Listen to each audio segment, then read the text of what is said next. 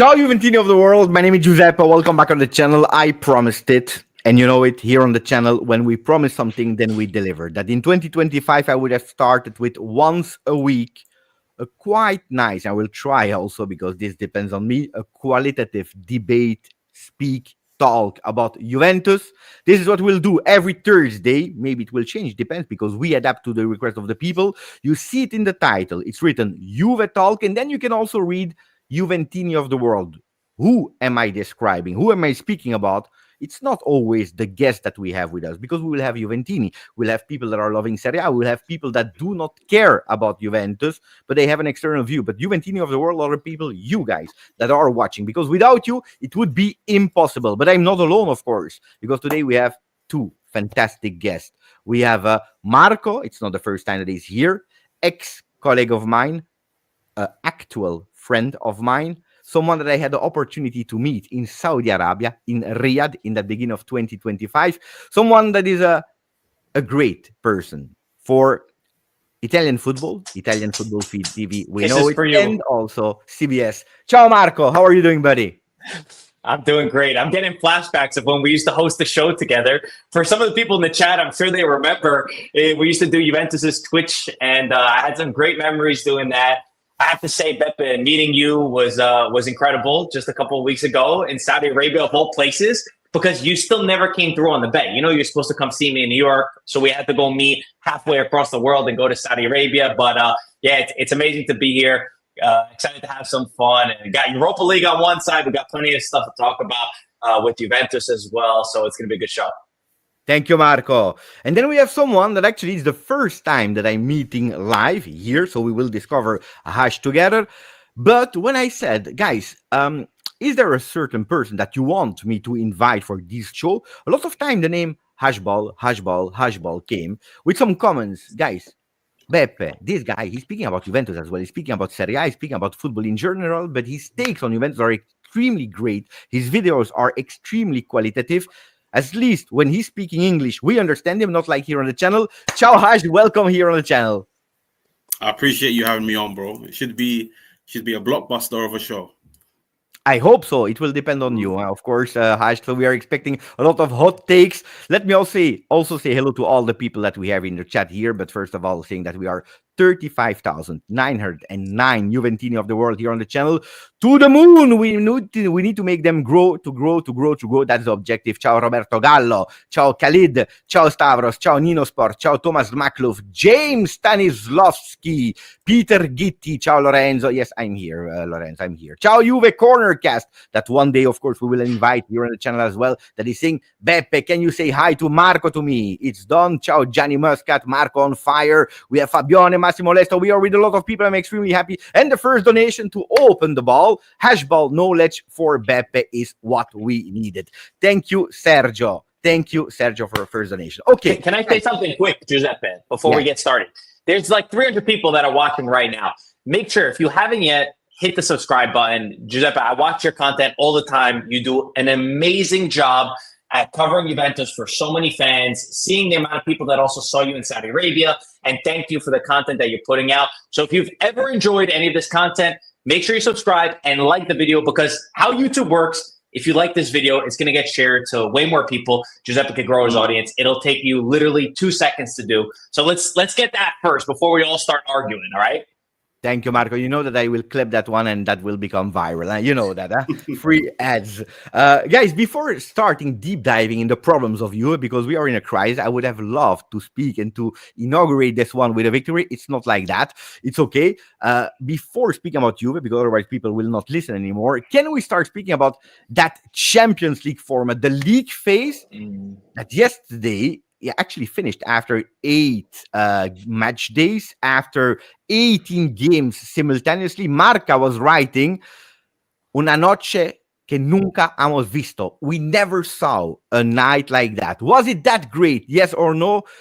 Haj, you want to start about that new Champions League format after 8 days, your expectations? I think it was interesting. That's for sure. I feel like the fact that you can play teams all over the world. I feel like in the beginning, it took people a while to get used to it because everybody's used to the knockout stages. You play 3 teams, home and away. But I feel like this season, it genuinely felt like every single week there was a blockbuster game. Like with Juve came up against Manchester City. They came up against Unai Emery's Aston Villa. These are opposition that you probably would have never thought Juventus would come up against in the Champions League. And I feel like for Motta in particular, or just as a fan, it's interesting to see your team come up against teams that are ranked all over the world, that play different styles, managed by different managers. And it teaches you a lot about your team, like which teams they can dominate against, which systems they can nullify and expose. And I found it really interesting, I'll be honest with you. And even like the whole ranking, how like you play the team above you, it's interesting because even yesterday you had fans wishing they would lose. They were like, if we play Real Madrid, I don't want to play Real Madrid. It's interesting. I loved it. Honestly, and I'll be the first one to admit I was wrong and maybe it's still too early to judge. We need to see it for a season and maybe even more than one season. But when it first came up, I hated it. Maybe I'm stubborn. I don't like change. Maybe it's the Sicilian blood that I have in me that makes me a little bit hard-headed. I said, no, I want to stick to what we know. And I said 36 teams, which maybe there's a couple things we could still change. But yesterday was so exciting. Yeah, it was so much fun. And also maybe in America, we're more used to this because we have a lot of shows like this, like Red Zone is really big for NFL. So we're used to like a million games happening at once. And we have like a Golasso show that's going on. So you can follow so many different games. And it was almost too much to cover at the same time. But for me, I never remember watching a last group stage match with this much excitement. Usually you knew exactly what was going to happen. And I think from another perspective, for some of the smaller teams, it was a good opportunity to get up. We saw some good Cinderella stories like Lille. I know this is a Juventus channel, but like Lille was a really good story. The fact that they finished in the top 8, that never would have happened in the group stage before that. So yeah, I think it was really cool. We had some good storylines. There's probably some things that we could fix. And I really don't like how there's another 2 draws for the following rounds. I feel like they probably could have done a ranking system where, the top seed plays the lower seed. I don't know why we have to do another draw. But maybe in the end, I'll be proven wrong because I didn't think it was going to be a good format. But Beppe, what'd you think? I was actually the opposite. I love changes. I love changes. So I loved it. Some things never change with us. It's true. No, but I love changes. When they tell me there is a change, I love it. I'm immediately jumping on it. But I tell you the truth, until yesterday, I never watched the ranking. Or at least, I watched to understand where Juve was. But then the rest, I didn't care. I said, well, we'll see tomorrow. And everyone had like 12 points, 13 points. So I said, I don't get it. Everything can happen. Yesterday was fun. But what I was saying yesterday during the live, I said, because I had simultaneously also the ranking that was updating themselves. I said yesterday, because Juventus was already qualified, I was more interested in the ranking and the changes that were happening than actually the game itself. When Haj is saying it was fun to see all these changes, we want to lose at a certain moment, before match day 8, we had the possibility to play Bayern Munich or Real Madrid. You don't want to play them, of course. But it was extremely strange to me. Then I'm telling you, to answer what you were saying, Marco, when I see the ranking, Young Boys, Slovan, Giro, these are teams that we know they will never go through. And it happened exactly the same. Manchester City and Paris Saint-Germain, for the entire competition, were out of it. And then they make it at the end. At the end, it's but that happened with the old format, Giuseppe. I mean, how many group stage exits did we really see from big teams? It was kind of rare, unless they fell down to Europa League, which I think is also. But I think 36 teams. I agree with you. Maybe we can lower the amount of teams, but is it really the format that's the problem? No, but you know what I didn't like as well? The fact that indeed there were so many games that I didn't see, that I didn't watch, because. Of course, if you are following one team, you cannot watch all the games. You can see live 4 games at a time. True? The one of the afternoon, the one of the evening, and then the one of the afternoon from the day after, and the one. So it's 4 games. But because there were more games, games that you were missing. And I didn't get really in that Champions League feeling until yesterday, the last 30 minutes where I was really looking at the ranking. My feeling, And you felt differently in group stage matches in the past. Did you ever felt like really big matchups? Because for me, I felt like I agree with Haj. I had a lot of moments throughout the 8 matches where I was like, oh my God, this is like a big game. And even if there were some that I missed, at least I was seeing a crazy goal or I was following it in a different moment. So I get your perspective. You're saying if you really want to dive deep on it, but I guess for more casuals too, it could help them follow it. But I don't know, Hajj, that's kind of how I felt, same way that you did.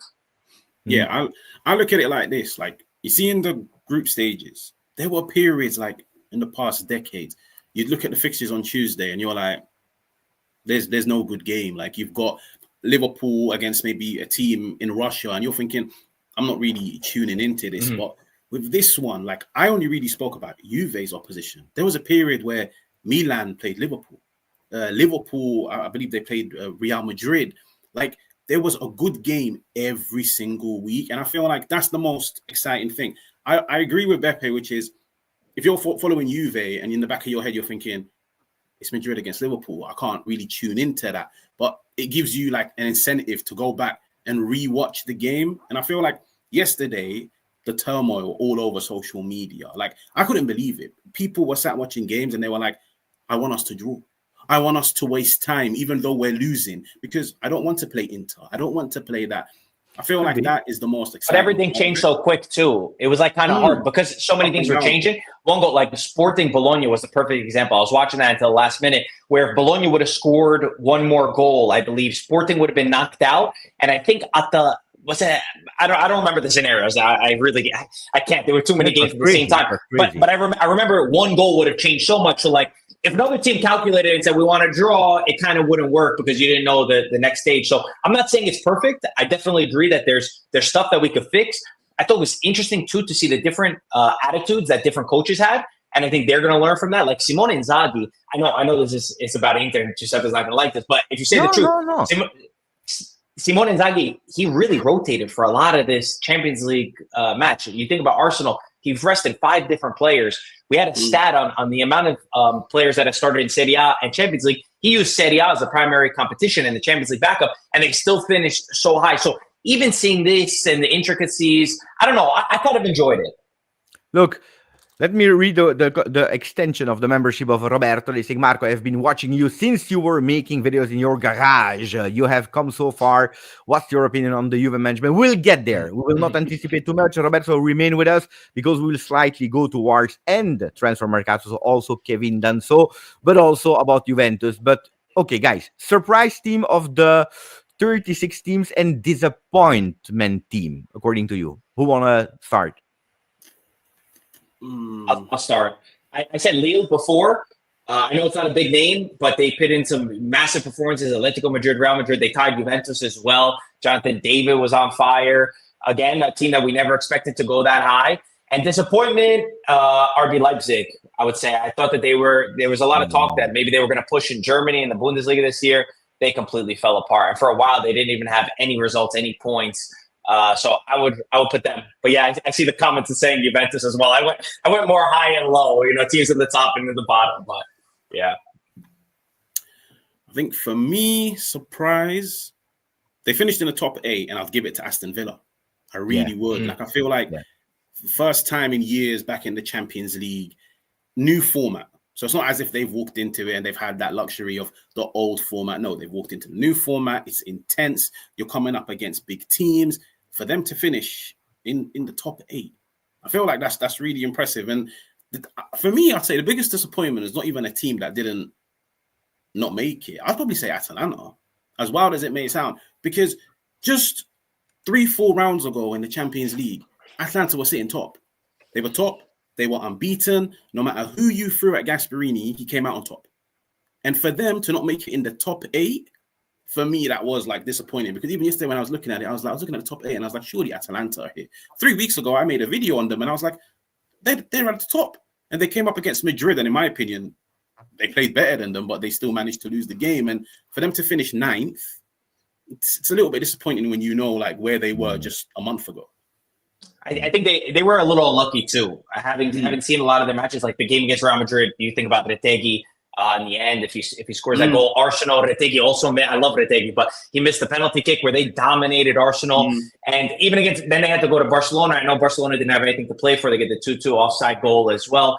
So I think it's harsh. I think it's a little bit harsh. I love Atalanta, and I agree with you that when you get into the last round and you see that you're in the top 8 for such a long time, you wish that you could stay there. But I feel like considering a lot of the opponents that they had to play, it was going to be difficult for them to remain there. But then on the other side, as you mentioned, Aston Villa is a great example of a team that was trying to compete in all competitions. That was the narrative coming in, and they did amazing, especially because their home form was great. So, yeah, I could see the pros and cons to it. Aston Villa also surprised for me. Even if we cannot not mention Brest, who is a fantastic team. Guys, what a beautiful story. Did you see Andy's comment? Yeah, I saw the comments, of course. It's You now want to pin that one? internationally known. Brest, for me, it has always been funny because I know Brest since really long, but then it started with Mika to be, worldwide known. So, beautiful team. Brest surprised probably indeed Aston Villa because in 3 competitions it's difficult to play. I will surprise you. I'm not speaking about Juve because that's the next topic right after that, but probably Milan, the biggest disappointment. You know why? Because especially the end of the path, the last games, they were there. They were there in top 8. They wasted it.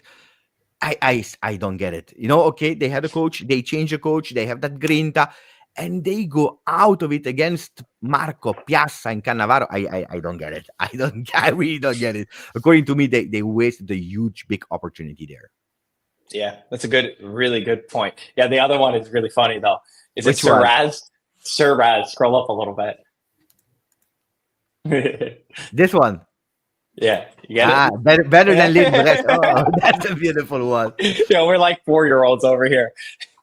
I agree with you though. To think that Milan threw away they went to the Bernabeu and got a result. They beat Real Madrid, and then you lose against Dinamo Zagreb and Cannavaro's team, and especially the way that they did it, and Musa with the red card. It made absolutely no sense.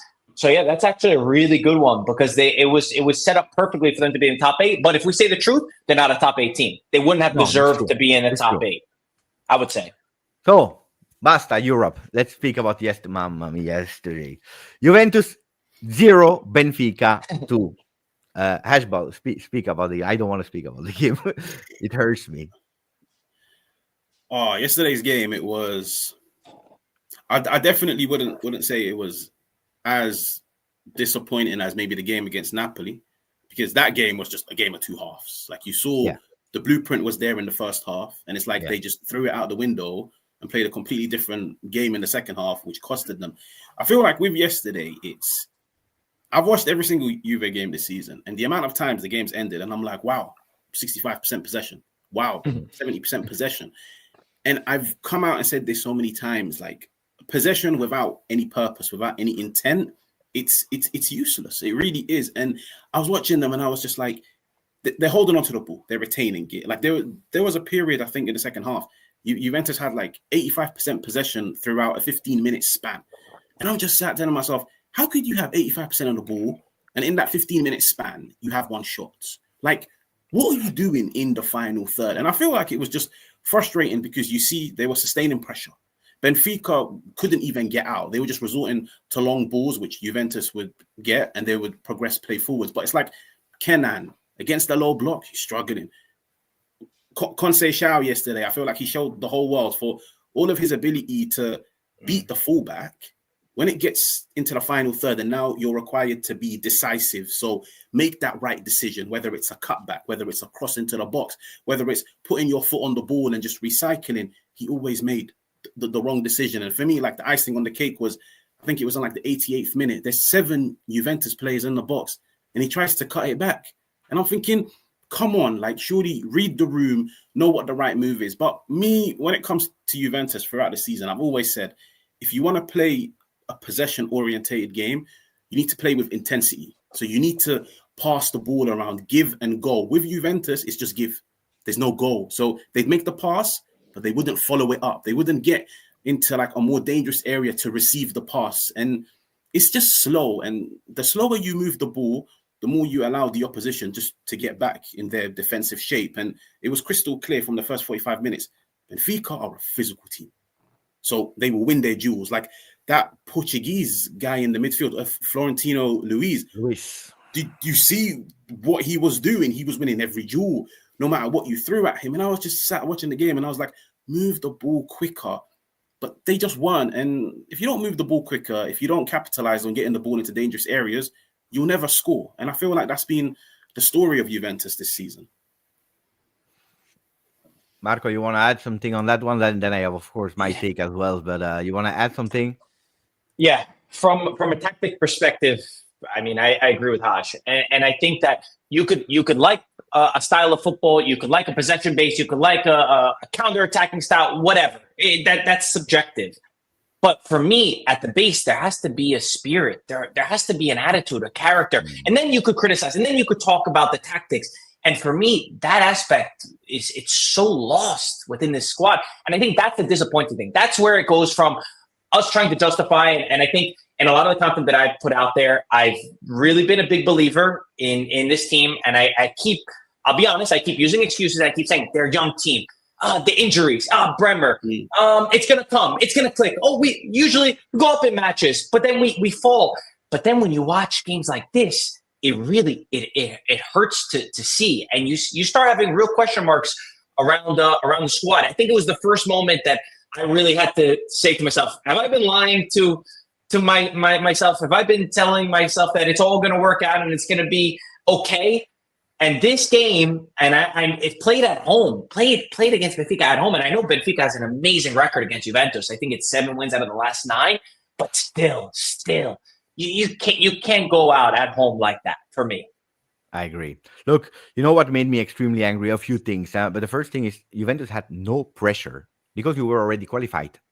Only a miracle would have taken you in top 8. Nobody believed in the top 8 yesterday before the start, but there is that first whistle, and you have immediately a Benfica that is going with an attempt. You equalize that attempt with that header from Bangula.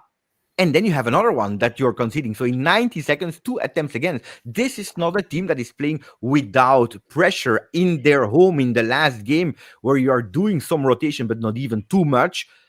And I was extremely worried because we can say, yes, but Kalulu was injured. No, he was not injured at that moment. So it's a team that entered without understanding what they were doing, but scared with the fear in their eyes, maybe fearing the whistle from the supporters. But you clearly saw yesterday a team without soul, without belief, without Juventus inside, and that hurted me a lot. But from the beginning, and then on top of that, you have that Kalulu, you concede a goal. And how many times this season did we see that from the moment that we concede, boom, it's over.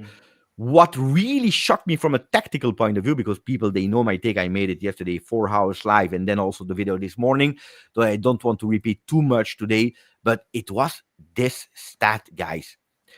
If at a certain, this is the half-time stats, if you have a weakness since the beginning of the season, so not only yesterday, but since the beginning of the season, which are the aerial duels, you cannot put your plan in the first half is going with aerial duels, because you're losing 75% of them. And at the end of the game, you go with 36 total attempts in crosses, which means that even after that first half, you didn't even watch us, that you didn't understood what was going wrong, and you persisted in that.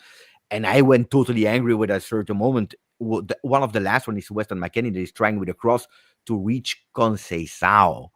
You cannot. You cannot. If you go with a cross for Conceição, we have a problem. So yesterday really annoyed me. But is it an isolated game, or can we speak, and that's where we really enter the core of the video, can we speak about crisis Juve? Or is that huge? Am I exaggerating? I mean, it's a question, huh? As in, Juventus is going to finish in a Champions League spot next year. Let me just throw that out there. I'm staying very optimistic about this team. Pepe, I see you making a face, but this team is going to be in the Champions League next year. Crisis would be not being in Champions League, especially from a financial aspect.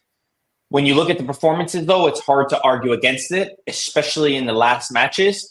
There was a comment before as well that said Juventus struggle against low block teams. And I would say that it's not just against low block.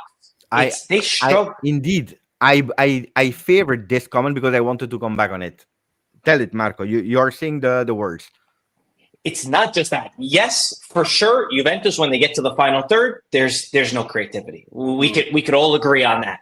But they even get beat when they're pressed really high. It's not that they have the ball and they retain it so well and they can build out of the back and that's the only thing. Because you look at okay, I know Manchester City's in a crisis right now, but even them, one of the hardest things for them is to break a low block. It's one of the hardest things to do in football. It's not just that.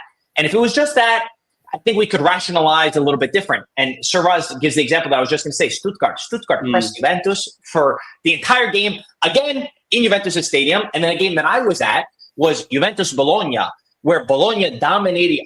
There's very few teams I remember going to Juventus Stadium in Serie A, especially a Bologna side, that dominate Juventus. And at halftime, I don't know if you curse on here or not, Beppa, but they were saying 40E, and you could fill in the blank. At halftime of that game, the fans were, and that's not something that we've heard it often now, but it's not something we hear too often. So the fact that they have, there we go. There's the comment. The fact that it's not just the low block, because that's what I thought it was at first. I thought that they struggled just against teams in the low block in the beginning of the season. It's not just that anymore. We can't say that. It's true. It's true. We saw multiple examples of it. So you wanted to add something, Haj? Yeah, as in your video of today, I believe, or yesterday, you said something super important that I loved. I would love you to repeat it about, at the end, what matters is one thing. There's one thing that matters in football. Oh, okay. So, like, when I was watching the game yesterday, like I was doing my own breakdown afterwards, I was like, sometimes when you watch a game and then afterwards, you look at the numbers, and you're like, Juventus have done well, 70% of the ball. Juventus have had more shots than the opposition. They've won more duels. They've had a higher success rate when dribbling, but the most important metric in football will always be goals. And I feel like yesterday when you see Benfica, they scored 2 goals, but they had 30% of the ball. Juventus made double the amount of passes that Benfica made. Juventus got into Benfica's box triple the amount of times. But for some reason, come the 90th minute, one team has 2 goals, the other team has 0. And I feel like that is where, for me, it's a crisis, because I look at it and I'm like, and I completely agree with Marco where he said, when Juventus get pressed, they really, really, really struggle. And there was like a period in the beginning of the game yesterday, I think it was like before Kalulu went off, where he's resorting to just kicking the ball out of play. And I'm thinking, why? It's 6-7 months in to a manager's tenure where he specializes in building a team that can play out at the back, the way players position themselves, where I'm a massive fan of Motta. Like, just from what I saw of him at Bologna, I was like, this is the right recruitment in terms of what he can bring, how he can build this team and get them playing a very sustainable style of football, which can stand its own in maybe 2-3 years. But yesterday I was watching them and I was like, they're being pressed by a Benfica team, which under Bruno Lage, they're not really doing that well. They're not really a pressing team under him in Liga NOS. They're just charging at Juventus. And Juventus are really struggling to play around them. And then in the second half, it was just a different game where they were like, we're not going to press. We're just going to sit back.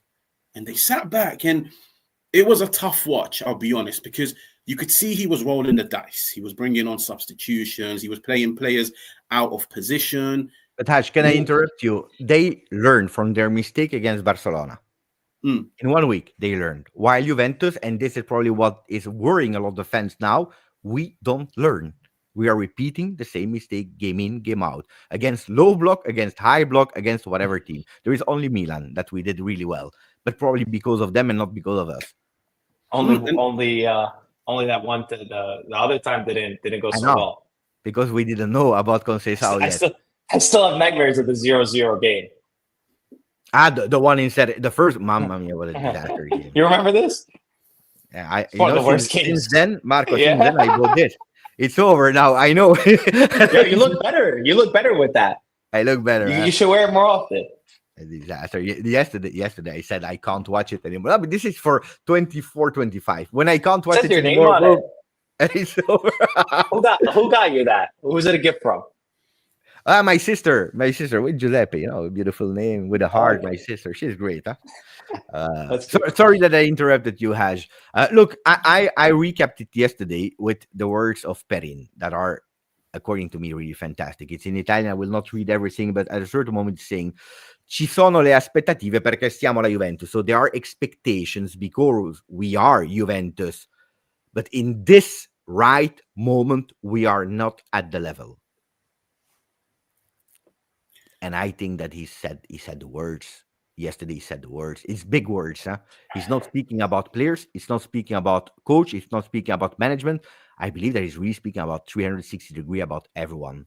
We are at the moment not at the level of being Juve. It's not written there, but at a certain moment, he's also saying, when you are listening to him, he's saying, we are not worth at the moment the legacy of all these huge big players that were here before. There are strong words from Mattia Perin. Can these words do an electroshock for Juve players or not? Or you want? I will change the question. Coach, management, players.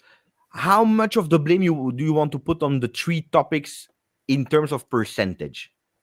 By the way, Perin is very important in the locker room. I know, he's sometimes he's second fiddle to Di Gregorio, but he's one of the best in terms of understanding Juventus, coming out and speaking in the tough moments.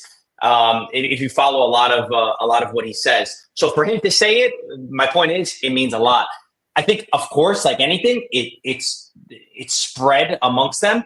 I think that management coming into this, it was always shocking. The moves, I always felt that they were a little bit imbalanced, but trusting the process and trusting the team and trusting where they thought the end goal would be and missing out on so many of the targets in the transfer market that Motta wanted. You have to look at the management and say, how can you go into a season fighting in all these different competitions with one center forward, with playing in a Champions League match with four natural defenders? We got Leia and McKennie playing as fullbacks. And I know, not to take anything away from them, they do their job and they step in when they're called upon. But from a management perspective, how do you start a season like that? And that's not to take anything away from Thiago Motta, because I think Thiago Motta, while we knew there was going to be growing pains, I thought that things would be sorted now 6 months into a project.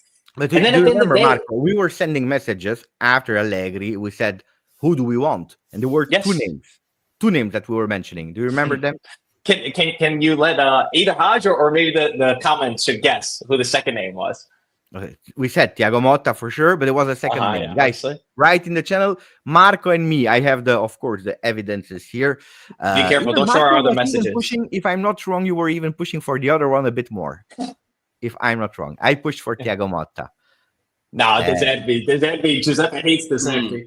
I hate De Zerbi. Oh, Hajj, I would love your take about De Zerbi. I like him. I'll be honest with you, like, as in... Bravo. Hajj, it was a pleasure to know you. Ciao, Hajj, and he's gone, man. We got. But hold on. You guys are not totally disagreeing. Giuseppe, I think, tell me if I'm wrong, Giuseppe doesn't want De Zerbi for Juventus, which I agreed with. I didn't think De Zerbi fit Juventus, but I love De Zerbi as a coach. I love what he does for a team. Giuseppe, do you disagree with that? I agree. Bravo. I think that De Zerbi at Milan, fantastic. Atalanta, fantastic. Napoli, fantastic. These three teams, not Juve. How comes? Is it... It's a long story. Don't let me talk. One day we will do a special episode about De Zerbi. You're gonna get it wound up. Sometimes Giuseppe stays up really late, and it's still early for me. I'm like 6 or 7 hours behind him, and just to twist the knife a little bit, I mess with him, and I can rile him up like nothing. And then he starts FaceTiming me, and he gets all upset. So anytime you want to get him triggered, just say Juventus should have got De Zerbi.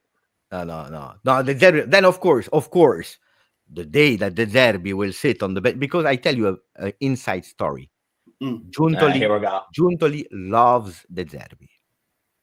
I'm not saying he will come to Juve. I'm just telling you he loves De Zerbi. Well, how did you find this out? Did you find like a note outside of his hotel in the garbage? Is it one of those Paratici stories? No, I cannot reveal you my sources, but my source is called Larry the Bird, and sometimes he's telling me things. Are you going to tell the people? They guessed it. Paladino. Yeah.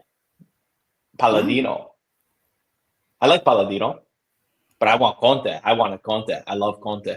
Conte for me. I mean, you know how I am.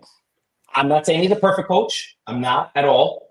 But he understands Juventus. He just gets an immediate impact into the teams, and I just love the fight that his teams give to them. And I get that there's bad blood. When Agnelli was there, he gave the finger at one point. The way that he left, the fans were upset. but I think he will be back at Juventus one day. I still believe that he will be back one day. And I think once he's back, just like Giuseppe, who doesn't like him, the moment that he comes back, Giuseppe's going to be mad for a couple hours, and then a couple games in, Conte's going to be jumping and celebrating on the sidelines, and Giuseppe's going to be bought in. He's going to get a Conte tattoo on his chest. Of course, but even if the Zerbi comes tomorrow, I will tattoo the Zerbi. Of course, you know how I am.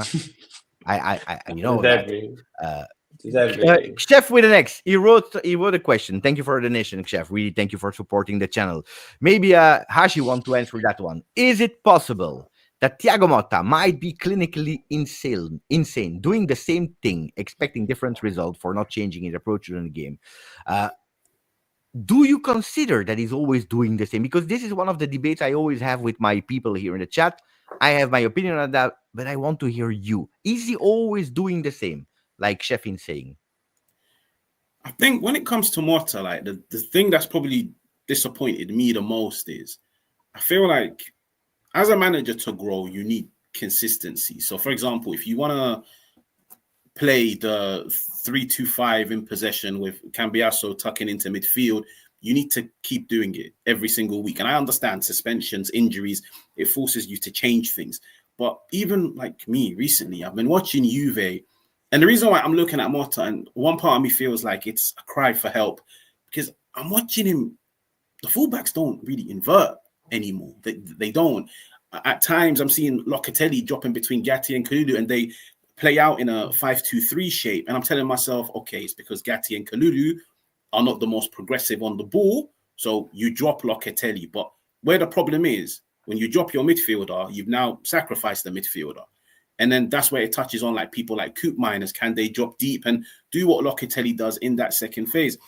I feel like he has been changing it, but where the problem is, he changes it, it's not working. And it's now got into a stage where I'm like, it might just be personnel, because these players can't play in different areas of the pitch, because every different area has different responsibilities. And some of them only know one area, one responsibility. So I feel like he's changing it. It's just, it's not working out for him. And now I'm on the big stage. No, it's important. So at least we listen. You have the stage. People are watching you.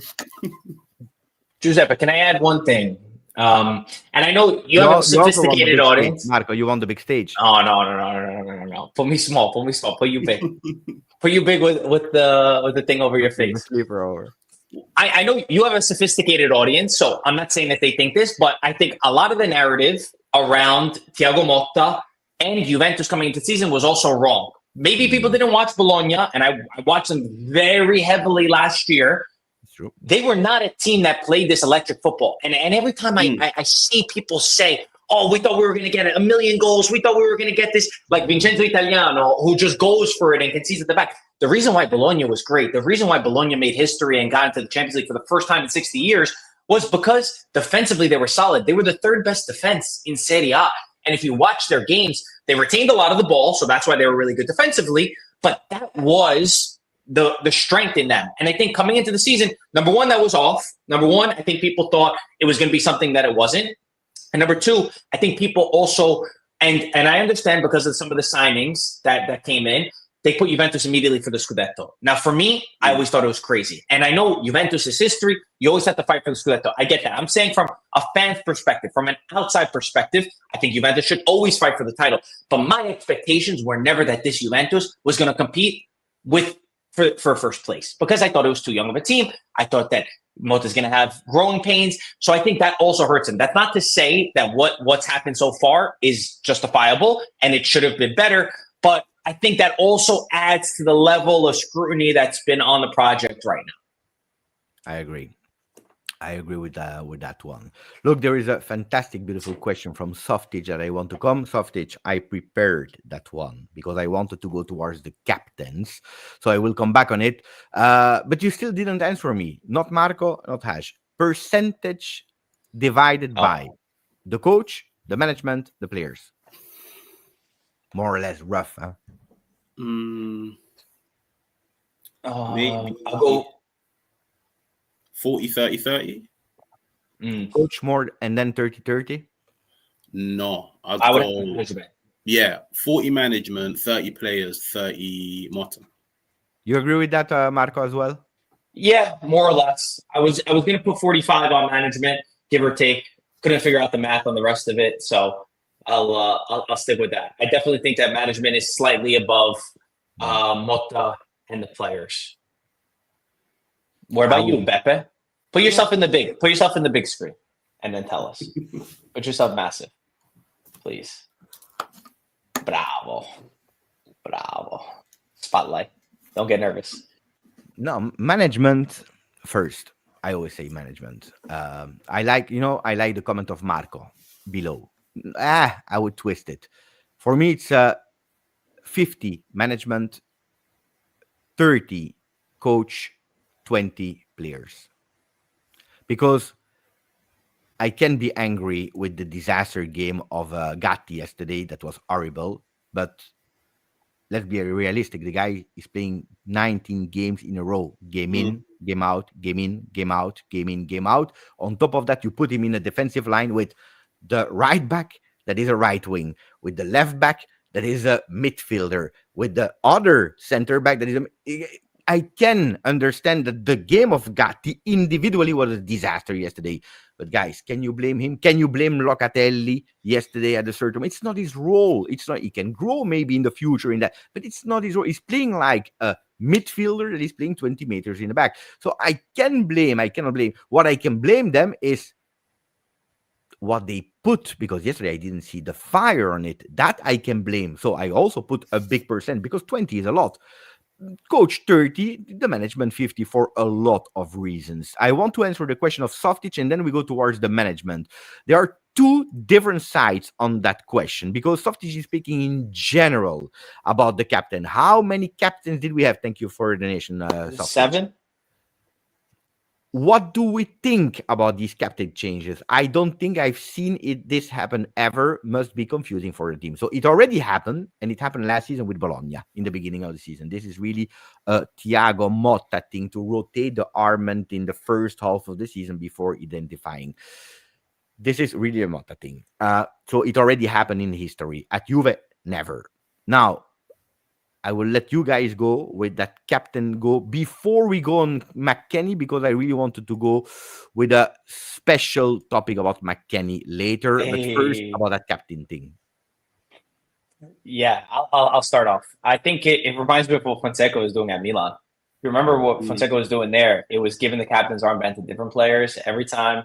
And I heard some stuff about the lack of that leadership quality. It's so important. If any team, any business, any job that you have, you don't know who your leader is. I mean, who do you, it doesn't work. For me, it doesn't work. I didn't know this about Bologna. I didn't realize. Giuseppe, thank you for telling me that he did that at Bologna as well. And I guess it panned out there, and it's easy to see going forward. I don't know how many it was at the time, but for me, it doesn't exist. And for me, it's also very hard to define who the captain is. I know he named Locatelli a couple of weeks ago, right? He came out and said it after the whole Danilo saga, which is something we could talk about a little bit later on. But there's still not a standout guy. I mean, I think Locatelli's been better. I think that Locatelli's better than he was in the past, and I want to give him credit. I don't want to be prisoner of the moment. But at the same time, does Locatelli convince us and say, oh my God, I love him as a captain. This is the guy. He's supposed to represent Juventus? For me, no. And that's not to say that he can't do his job and he hasn't done some good stuff for the team. But he's not still that figure that totally represents the captains. And maybe that's me putting the past on a pedestal and saying we used to have incredible captains and he doesn't live up to that. But for me, I don't like the changes, and I don't like the way that he's gone about assigning the changes, especially when Cup Miners had the captain's armband that one match that I thought for me was incredible, especially when McKennie was on the pitch. I think with the captaincy, I've always looked at it just in football in general. You don't have one captain, you have 11, and you don't need the badge on your shoulder in order to lead by example or to communicate and rally the troops. But I feel like if you're a player in the changing room and every single week you get told player A is now the captain, player B is the captain, everybody's different. Everybody has a different personality. Everybody communicates in a different way. One captain might be able to get something out of you. The other one doesn't. And I feel like as a player, when every week you're hearing it from somebody different, it can be confusing. But that's why I personally feel like It doesn't matter who you hear the rally from. Like, it doesn't matter who's before the game motivating you and telling you, go out there and win the game. You as a player should hold your own self accountable, whether you've got the badge or you don't. Like, at the end of the day, I say this about every team. You should know what team you represent. You should know what they stand for, and you should know what the expectations are. You don't need McKennie as captain to rally you up. You don't need it. And the chopping and changing, it doesn't really send off the best of messages. It tells me no matter whoever's been trialed out as a captain hasn't really lived up to it. So now you're forced to change it. But then it goes back to the main point. The fact that nobody's been able to capitalize and stake claim for that captain's armband, it means there's no leaders in the team. Because if there was a leader, he would step up to the opportunity. Okay, I said that this team is probably at the moment in search for an identity. If you're changing from one year to another 12 players in your team, if you go with the second youngest team in Serie A at Juventus, with one of the youngest coaches as well, at his first experience in a big team, you need leadership, you need certainties, you need an identity to be created. And I understand that in the beginning it was difficult to have Danilo as a captain that was not playing because technical choice, he was not the preferred one of Motta, and probably the time of Danilo was over as a player, what he was able to do. But that change of captaincy was good for maybe 4 or 5 games, okay? But then you need clarity. You need clarity, and this is probably something that is missing today. Because yesterday, Perin said exactly the same as you, Haj. You don't need the armband to be a leader. And I 100% agree with that. But when you are that young, and indeed, every single week you're changing, and you don't know, and then the other one will say, why not me? Was I not good enough to receive it? Or why did it take away from me? Did I do something wrong or not? Am I not worth the armband of the captain anymore? Why yes, why no? This season we had Cambiaso as a captain, Gatti, Bremer, Koopmanners, Locatelli, Weston, McKennie, and I probably forget 1 or 2 other ones, but it's extremely difficult. After Danilo left, I said what I would love is, and I don't care who it is, but I would love Thiago Motta in press conference to say from today, the new captain of the team is X. The vice captain is Y. And the third captain, when the other ones are not playing, is Z. And it has not been clear until last week when he said it is Locatelli, but unfortunately, then it's not there. Then it's one time it's Di Gregorio that is vice captain. It's really problematic, according to me. Nevertheless, yesterday, for the first time, and I really want to split that discussion from everything that we said now, for the very first time, we had Weston McCaptain. What is your take about that? I will tell you the truth. We are still giving it to everyone. I think that he's probably one of the ones that deserved it for, I'm not saying leadership. No, we saw it also yesterday. Huh? He was not the guy that was doing the leadership, but as a reward of meritocracy, probably he was the one that deserved it, and maybe even earlier than yesterday.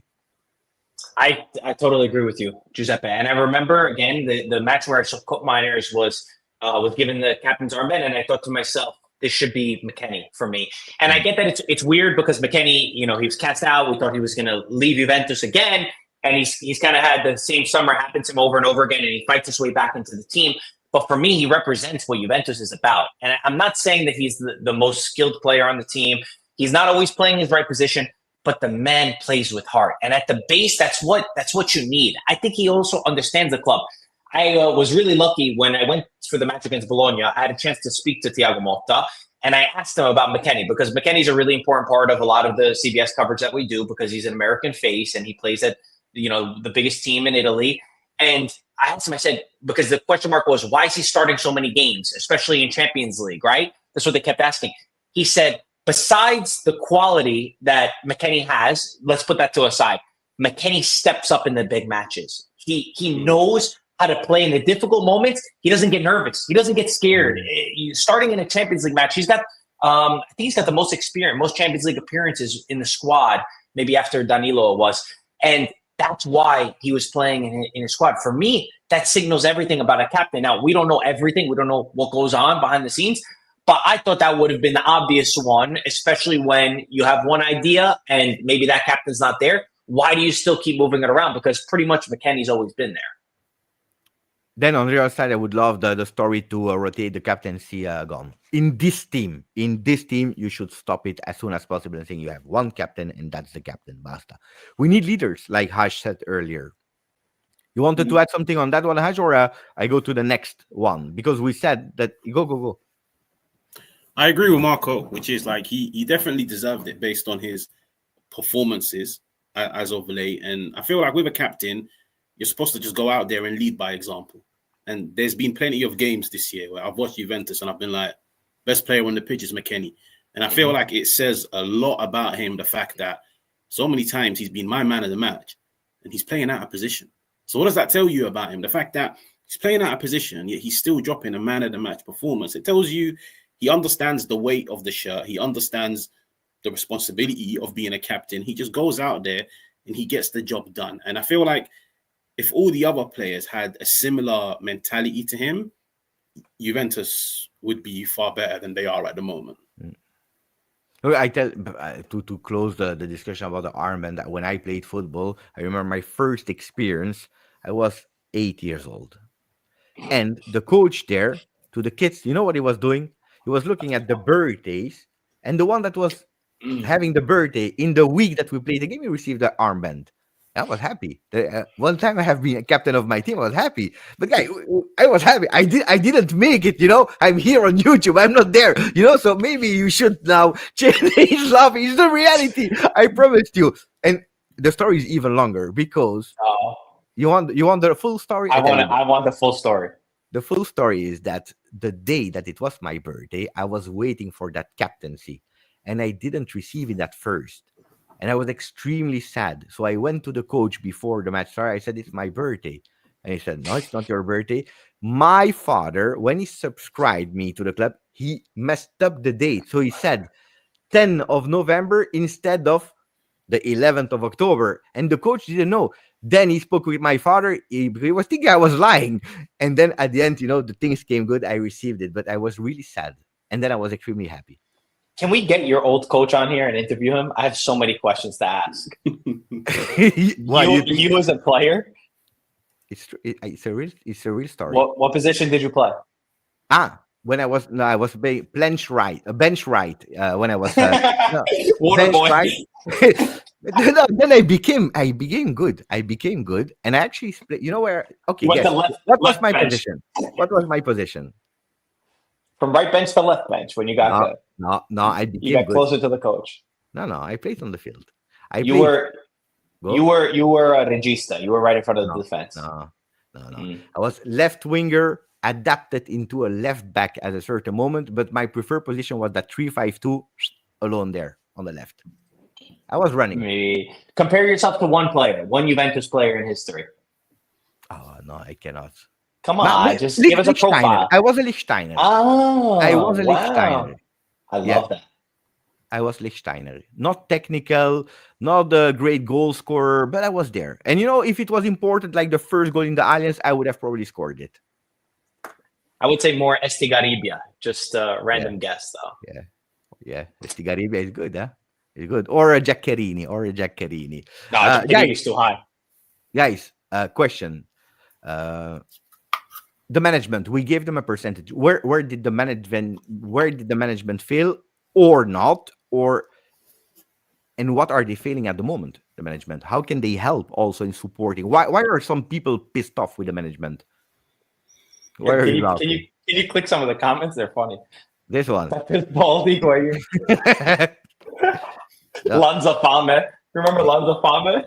Higuain, he saw us on Juventus Twitch and he said, this guy has really beautiful hair. I will do the same. He started to look more like he showed the picture of both of us and the hairdresser, he was wrong and he did mine. That's the problem of Higuain, why he became bald. I just like, what have I signed myself up with? We're always a mess, Giuseppe and I. We go way off topic. Haji saying I had a fantastic Europa League possibility to watch a beautiful games here. And 99 scored. He's happy. Dalot scored. It's all good now. You didn't even celebrate. You should have. What was your question? We weren't paying attention to percentage of mistakes. Or why? What are? No, we said the percentage, but what are the mistakes? Why are we blaming them, the management? You want to start? I think I see people in the comments like saying the coach. Not really. I think for one, it's you look at some of the players that they've let go. They were some players that I was actually looking forward to seeing in the Juve shirt, like somebody like Hojbjerg. He's gone to the most physical, most intense league, Premier League, and he's making it look easy. And he's only 19, and it's not as if like Juventus got cash money for him, like 50, 60, 70 million, 15 million pounds for a player of his potential. I feel like that's where some of the criticism comes. I liked Sule, I really did. He went to Roma. Fair enough, he hasn't really lived up to it, but I still see a lot of promise in a player like him. The other thing is, maybe it's a hot take. I've looked at the signings and I've looked at Motta and I've looked at the football that he wants to play, and I've asked just myself, do these players have the skill set to play the way that you want to play? And I've always sat down and just questioned, who really makes the final call as to whether or not we're going to sign a player or we're going to move away? And I've looked at some of the recruitment and I've just been like, if you want to play a possession-based game, like you need players that are technically secure, like they are good in tight areas, they are good at retaining the ball. Yet you've gone and signed players, prime example, you've gone and signed somebody like Koopmeiners, who, even when you look at his role under Gasperini or with Koopmeiners, seen as like he was on the screen, I just look at it like this. The blueprint is there on how to get something out of Koopmeiners. Juventus don't play the way Gasperini plays. They don't even set up the same way Gasperini sets up. But for you to make him your marquee signing and put him in a team where now his responsibilities are completely different, the zones he occupies are completely different, and now he's got, with all due respect, like the pressure of a Juve shirt is far bigger than the pressure of an Atalanta shirt. He's now struggling, but he's the marquee signing. Then you've got Douglas Luiz. Like Douglas Luiz, I saw what he done in the Premier League with Aston Villa. There was even a period where Manchester City wanted him. He's come to Juve, and he doesn't look a quarter of the player over there. He looks tactically naive. He doesn't know how to position himself. His reading of the game sometimes is poor. He plays with zero intensity. And I'm just sat telling myself, who sanctioned 60 on Coop? Who sanctioned, I think it was like 50, 55 on Douglas Luiz? Nico Gonzalez. I think he's a good player, but I think Fiorentina is his level. I don't think Juventus is his level. But then 40 million on him? I feel like that's where I look at the management and I'm like, who's really picking these signings? And is Motta turning around and saying, he fits into my system? And I genuinely don't know who to blame. Like, I'm curious to hear you guys' opinion on it, because who's really calling the shots in terms of who we sign and who we let go? In Italy, it's different than in UK, for example. In Italy, you have a sporting director with his team that are taking all the decisions. Then, of course, then it depends on the personality and the relationship that you have with the coach. The coach is always informed, of course, and consult, like, do you like, you don't like, Usually, the process, how it works is the coach is saying during the season, for next market, I would love players with this qualities. Usually that's the brainstorming session where at the end you have the sporting director is looking for these players with these qualities. They come up with 3 names, A target, B target, and C target. If we cannot get them, then they make a list. But at the end, it's always the sporting director that goes for a player. Unfortunately, sometimes it's also happened that some sporting directors, they go with a name that they 100% believe in and they want to really push that name, and then they say to the coach, make it work. So in that case, we don't know because we were not there. The only thing that we know is the public talk when during the entire summer and Motta and Giuntoli, they told us they were extremely aligned. And from Giuntoli that was saying we always were together hand in hand with the coach about these signings and about the names, confirmed also by the coach. Is it true? Is it not true? I don't know. 2 weeks ago, Thiago Motta comes out in a press conference with a question to him where he said, did it ever happen that you wanted the player to stay and then he interrupted? They said, yeah, I already asked some players to stay and then they were sold. So is it Juve? Is he speaking at Bologna or in general? I don't know. But so that's Italy. Unfortunately, it happened a lot of times. Players signed not for the coach. Or we saw it, Marco, you know it. With Sarri, we signed some players. Then we signed Arthur for Sarri, but he plays with Pirlo. We signed this player for Pirlo, and then he plays with Allegri. A lot of time it happened like that, unfortunately. Yep. I said it before as well. I said the other things. I agree with you guys. I have no pushback on it, and I brought up before the center forward role, which to me always seemed really, really shocking. And a lot of these guys, I will say, I questioned. I didn't know a lot about Douglas Luiz.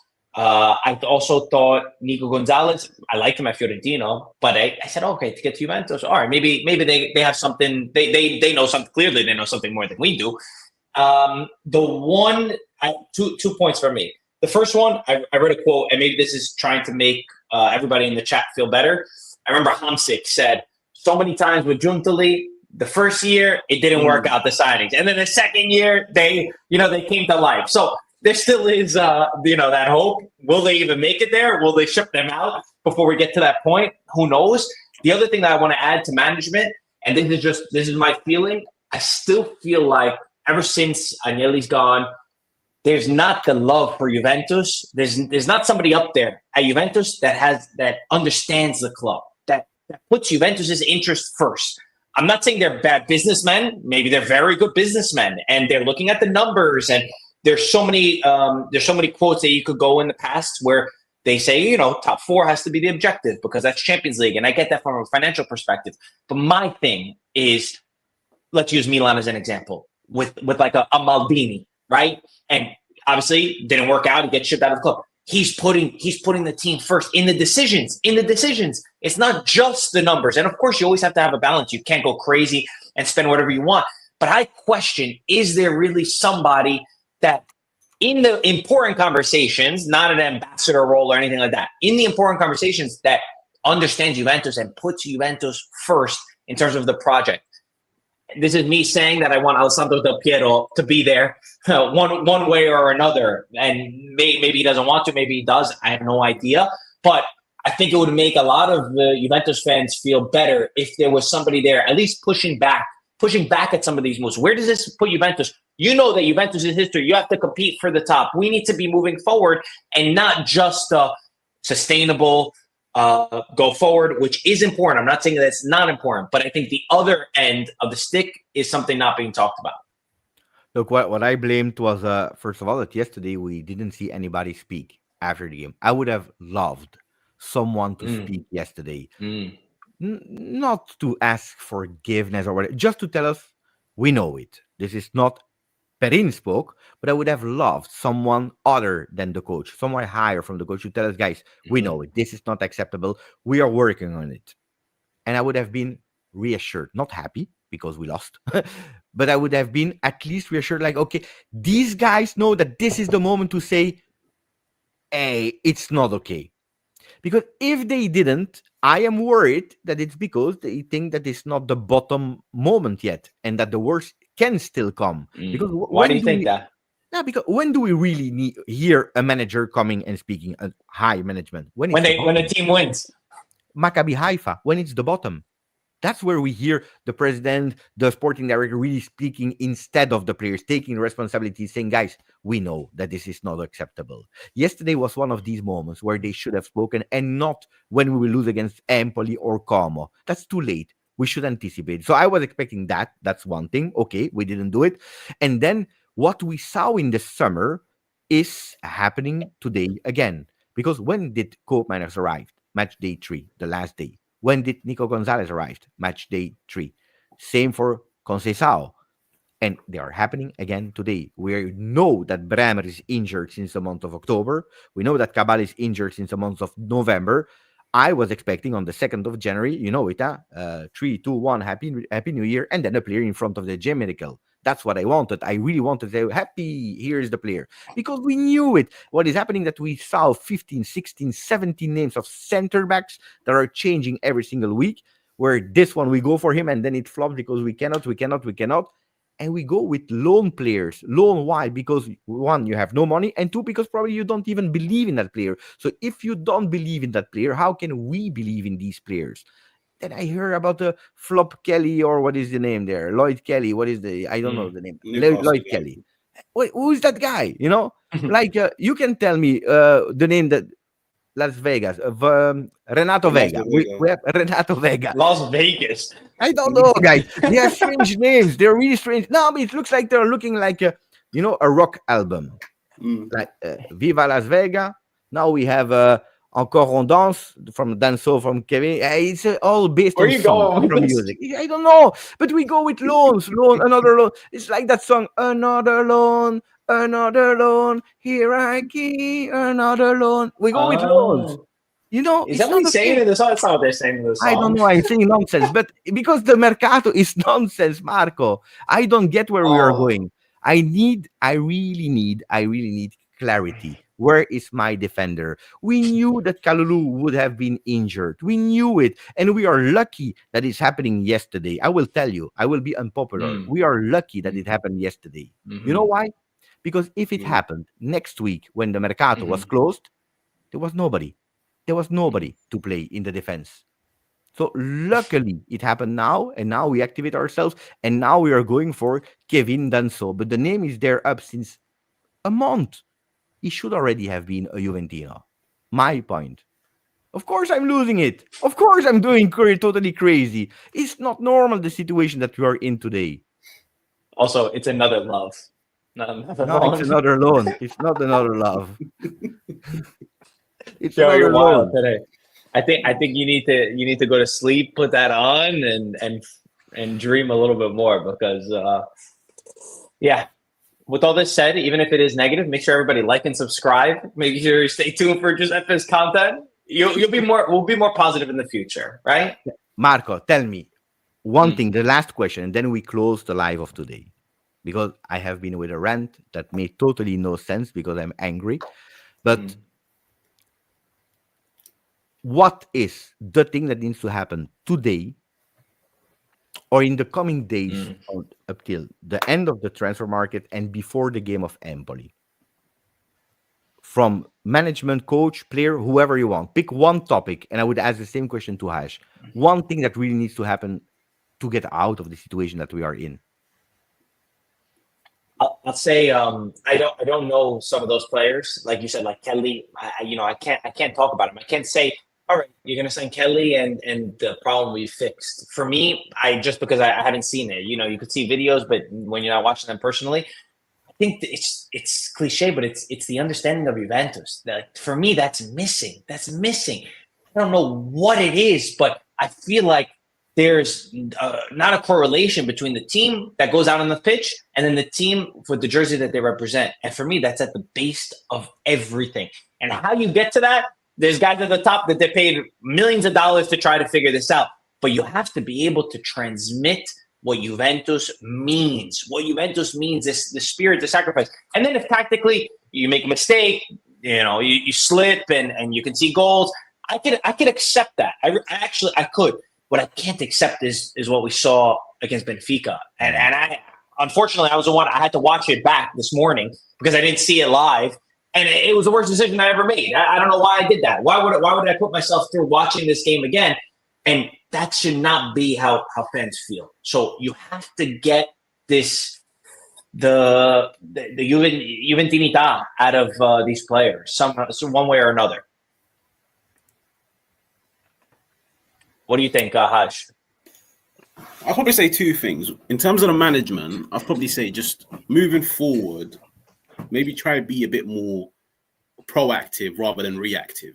Because even like with Beppe, like the way he said it, which is if Kalulu didn't get injured, they would have never ever gone out and even signed a centre half. But if you were proactive, you'd be planning ahead and telling yourself, there's still another whole half of the season to go. There's games every 2-3 days.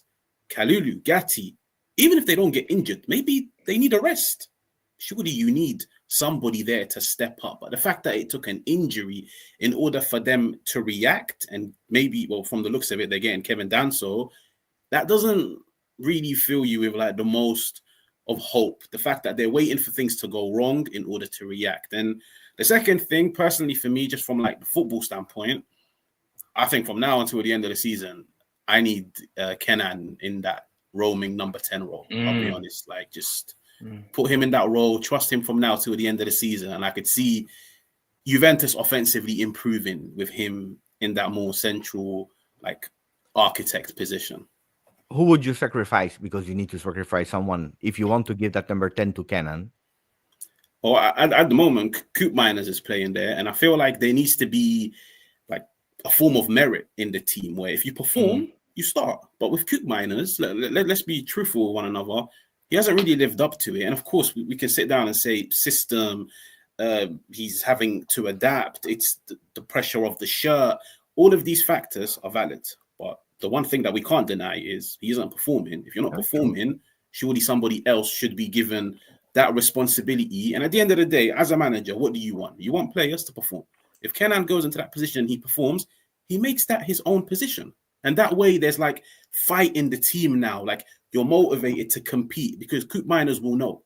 In order for me to start in that position, I need to outshine Kenan, whether it's in training, whether it's 20 minutes off the bench. But what message do you send out to the players if he plays 90 minutes, he's poor, but he plays next week, and he plays the week after, and he plays the week after? Players get comfortable. And the one thing you don't want in a team is players to get comfortable underperforming. I have a big question for you, Haj. Today, I tell you, swap Vlahovic, United, De Ligt, Juventus. Do you do it?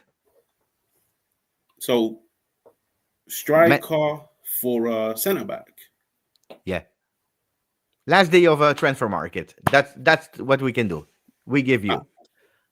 I would do Vlahovic. it. And I'm just pointing out that, like, I'm a big fan of Vlahovic. So I don't know about you guys. I know he's not really a fan favorite. He splits opinions, but I would do it. Pepe loves himself De Ligt. He can't get over that one. He always had a soft spot for him. I would not do it. We need a center back, and we know that the story Vlahovic Juve is over. If it's not today, it's at the end of the summer. We know it. You know, everyone. It's not a secret. Big titles in Gazzetta, in Tuttosport, everyone knows. So you're gonna have the same problem of only having Colomwani as the 9 for the rest of the year. Yeah. No, I wouldn't do it. And you have Nico Gonzalez. Maybe no. Maybe I'm crazy. I still think, I'm not saying Vlahovic is going to become a Juventus. Like you said, it's destined to end, especially after the last few results. But I still think Vlahovic, I still believe in Vlahovic. And maybe I'm crazy. I think he's going to go on to another team that maybe plays him better. And we're going to look and say, oh my gosh, this guy became something crazy. And maybe it was never destined to work at Juventus. That could be true. But I still am going to ride it out until the final minute, because I still think he's a guy that has goals. People are saying Vlahovic, Zirkzee, but it makes no sense. At least today, it makes no sense. Vlahovic who? No. They are saying, would you do it? Zirkzee, Vlahovic, but it makes no sense. Today, that's not what Juventus need. We have too many players there in that. We need center backs. That's why I was, saying De Ligt and Vlahovic, which is not a Mercato voice. Huh? Okay, you got to answer 2 questions, Pepe. Yeah. Don't try to get out of it now. No, you got first question that you asked. I can continue. The one thing that changed. Huh? Go, I know you can. The one thing that you would change. Yeah. Tomorrow, whether Mercato, all this stuff, and then would you do De Ligt, Vlahovic? I would do De Ligt, Vlahovic. Yeah. I would do De Ligt. Yeah, time to go to sleep. No, I would do it. You know why? Because we need a center back tomorrow. And with the qualities of a Kevin Danso, so hopefully it's true. The qualities of a De Ligt, yes. Probably not. I was joking earlier because I studied the players, but players like Antonio Silva, players like the names that we heard and the center back are probably not the players that we need at the moment. Renato Vega, good, but is absolutely not the player that we need today in the center of the defense. We are weak with center backs in aerial duels. There is nobody that is able to man mark a player. We need a beast with these qualities, a la Bremer. And Kevin Danso is that player. Even Goglice from Empoli is that kind of player. Inexperienced, 20 years, I would not go for him. But that's what we need. And De Ligt knows Juve. I know all the story and he spoke bad about Juve. I don't care. But it's a player that I would do today, knowing that Dusan Vlahovic is the most paid player of Serie A, that is not in the system of Thiago Motta. It will not work. We know it from the past as well. This is not his type of player. Dusan is finding difficulties, and he will. And he was scoring goals early on. I mean, I get that things are bad right now, but you remember the first couple of games, he had like 7 goals in 9 games. I mean, if you lose Vlahovic, 3 goals in Serie A. Yeah, I know. And then he had the very. He cannot control at the moment. No, it's not because he's bad. It's not bad. He's a good player. He's a super player, and he will do fantastically well. But sometimes, Marco, you know it. You can read it in the eyes, in the mental of players. They don't believe it anymore because they lost at the moment. I think it can still come back. I think it can still come back. I'm scared with how the team would look scoring goals. It's already tough in the final third for Juventus. Again, I said maybe I'm crazy, and I still believe in Dusan, and I really want it to work out. But I wouldn't. I wouldn't do that. I wouldn't lose Vlahovic and really hurt this season. I wouldn't. And then the question was what I would do tomorrow. Right. To change it. Look.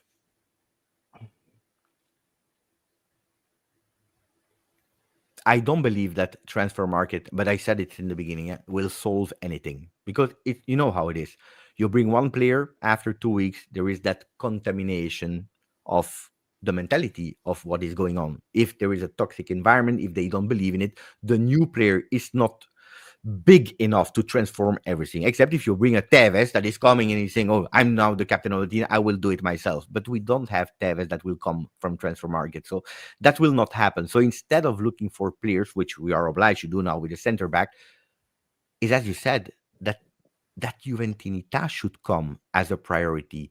You know, I saw flying tracker earlier that said make them do a visit to the Geo Museum, which is stupid, which is childish with it, but that's probably one of the things that would be in that agenda.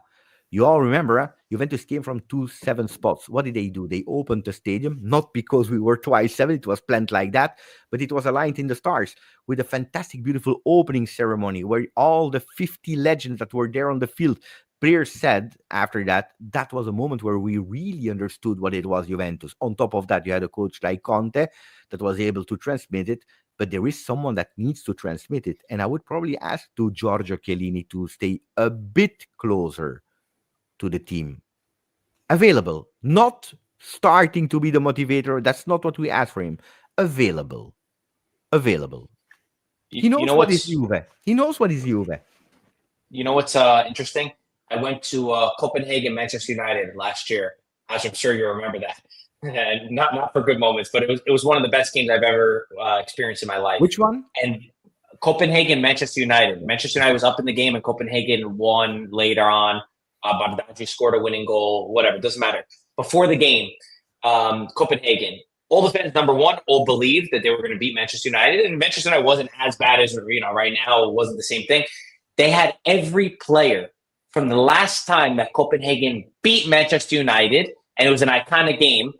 They had every player right before kickoff walk around the stadium, the entire stadium, and it was built up so much that they were going to speak to the team, that they were going to just create an incredible environment within the stadium, and that was going to push them to be even higher. And it's hard to quantify. It's not a stat. It's not something that we can look at. It's not XG or shots on target, nothing like that. But for me, that kind of stuff matters.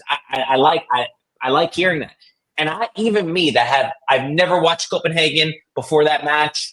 Just prepping for the match, I did. But I felt something in that stadium. I felt it. It was tangible. You could feel that they were going to win. I was betting anybody. I said, guys, they're going to win this match. And kind of like what you just said. I mean, I know it sounds crazy. It sounds like something that Arteta would do because he's got some crazy ideas as well. But I don't think it's as crazy as it would seem. Guys, we are ending. Haj, is there something that we totally forgot the point that you want to say, said Beppe? I really wanted to say that, but you didn't give me the opportunity. Did you enjoy to be here so that we are wrapping up? No, it was a pleasure, bro. I'll be honest. Like, getting to speak on Juve, especially with you two guys, like the knowledge, the insight. I actually enjoyed it. And I'll be honest, like, It's been an hour and 20 minutes, but it's really flown by because like there were so many other things we could have discussed, but we'll definitely do it again for sure. Marco. Well said. No, I had a great time. Question for you. Wrap it up. Yeah, I had a great time. Hajj, it's great to meet you. It's great to do some content with you. I love the comments. Everybody's shouting you out. That's amazing. Keep going with this. They clearly enjoy the content that you're making, and you bring a really great perspective that I think is different than some of the things that we had on our mind. So I love that. Giuseppe, my brother, well, I appreciate you having me again. It feels like the old days, you and I getting on here again, and right away after just a couple of minutes, we start going back and forth and we start making fun of each other. So it feels good to be back and to see some of the comments from people that I remember the Juventus live streams that we used to make is pretty special. And again, I want to say I started the show with this, but make sure there's a lot of people watching right now. If you have not liked, if you have not subscribed, if you go through Giuseppe's content and make sure we got to get this to 40,000. We got to do it. So share it with your friends. If you have friends that love Juventus content, I think you're doing an incredible job keeping people up to date, and you do a lot of hard work every single day to make that happen. So well done, my brother. Thank you, Marco. And for the people that do not know Hajjball, our friend Hajj, you can follow him on YouTube. You can follow him on Twitter, so you can see it here. Also him. Let's get him immediately to at least 10K. That is always a beautiful first objective for a content creator. So let's do that. That's super important. And Marco, you can follow him everywhere also here. For people that do not know where to find Marco, IFTV on YouTube, IFTV Marco on Twitter, and on CBS, of course. You can find him all around the world. Ragazzi, a last one, because Matteus Emerson gave us a donation from Sweden. Great Juve talk. That's the perfect ending. Grazie a tutti. Grazie, forza Juve. Ciao.